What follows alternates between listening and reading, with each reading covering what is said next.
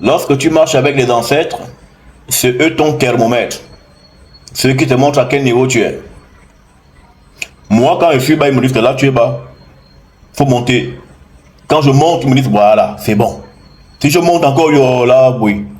Après, ils me disent, non, non, non, non, non. Mais quand je vais très haut, ils me disent, non, non, non, reviens un peu. Eux-mêmes, c'est eux-mêmes qui me font même descendre. Voilà. Eux-mêmes créent des situations qui t'amènent à descendre. Et paf, tu descends. Ils te gardent dans l'équilibre. Les ancêtres sont le baromètre, vu que c'est eux qui te conduisent. C'est eux qui te conduisent, c'est eux qui te disent où il y a la faute, où il n'y a pas la faute. Et comme je l'enseigne, les ancêtres, ce n'est pas des petits esprits de sous-quartier de Madouaka, des basses vibrations. Les ancêtres, c'est des gens qui de leur vivant étaient de bonnes gens, des vibrations hautes, des gens purs. Et c'est pourquoi les ancêtres n'exaucent que les gens purs. Les gens qui ont un cœur droit. Si tu viens me voir avec un cœur maladroit, tu ne seras pas exaucé. Mes entités ne sont pas les entités de bas étage. Tu viens me voir pour bloquer quelqu'un, ça ne passera pas.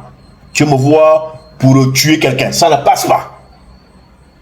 Ça ne passe pas. Mais si tu viens avec un cœur sincère et pur, que je veux si pour ma vie, de là à là, mes entités te donnent ça. Parce que moi je travaille avec les entités de lumière.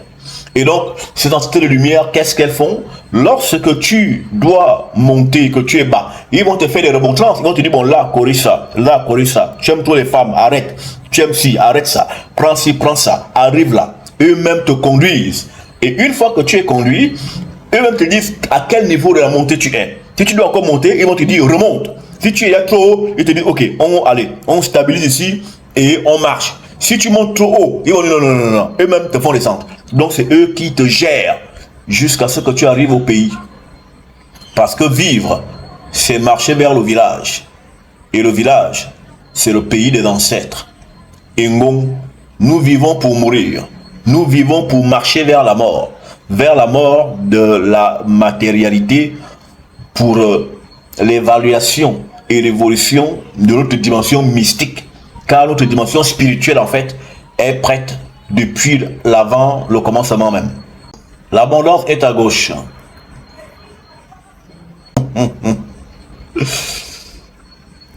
Quand un chef d'État s'assoit, sa femme se met de quel côté? À gauche. À gauche, non? Oui. Même dans le lit, pareil. Même dans le lit? Dans la voiture aussi. C'est à gauche, non? Même dans le lit, elle doit être à gauche. À gauche, oui. Parce qu'à droite, il faut que le monsieur protège en cas de... Côté cœur. Côté cœur. Et le cœur, dans la mystique, symbolise le commencement du monde divin. Et quand on dit cœur, dans notre mystique ésotérique congoïde et ancestrale, le cœur, c'est pas le truc qui pompe l'air là. C'est pas ça le cœur. Le cœur, c'est la dimension mystique des êtres. La dimension qui connecte le monde matériel, la chair, au divin. Le carrefour, la frontière là, c'est le cœur. Et le cœur a deux faces. Il y a le cœur inférieur, qu'on appelle la dimension animale de l'âme. Il y a le cœur supérieur, qui est en fait exactement le carrefour qui sépare le monde spirituel du monde mystique. Le carrefour du monde spirituel et mystique, c'est le cœur. Et le cœur, c'est le sous-bassement. C'est le premier quartier du monde spirituel. Et c'est là qu'on cherche Dieu. Cherchez votre Dieu de tout votre cœur, de tout votre cœur. Parce que c'est à partir du cœur, c'est à partir de là, de la dimension mystique cœur, que les entités divines vous prennent et vous montent dans le monde spirituel. On ne peut pas trouver Dieu en dehors du cœur quand on a la condition de l'homme. Ce côté-là, qui a l'air faible, hein? Non, parce que généralement c'est le côté qui est faible, hein, la gauche. C'est le côté divin. C'est le côté de toute la manne. Le gauche, c'est là que coule toute chose, ça coule. Comme le lait. Ce côté droit, c'est la brutalité. Le côté droit, c'est la violence. Il est froid, il est sec. Mais ce côté est abondant, il est doux. C'est là la femme. Et la femme symbolise quoi? La femme symbolise la richesse. Et ce côté gauche, on l'appelle comment? Chez les décans. On l'appelle un gars, un bon gars, un bon nga, meya, qui veut un bon gars, un gars veut dire la femme. Meya veut dire la femme. Et aussi la femme, l'épouse. On dit ça, un gars, meya, quand il y a plusieurs femmes. Meya, c'est ça, c'est le côté gauche. Mais dans meya, on a aussi meya, c'est le côté de la force mystique. C'est là. Alors ici, on a un homme qui veut dire le mari. Un bon homme, le côté du mari. Meyom, le côté du sperme. Hein? Et après, il y a quoi? Ayomo, le côté de la vieillesse. En fait, le côté de la faiblesse. En fait, c'est ça qui est faible. Meya, c'est ce qui est fort. Meya, ça veut dire se mettre en colère, la force.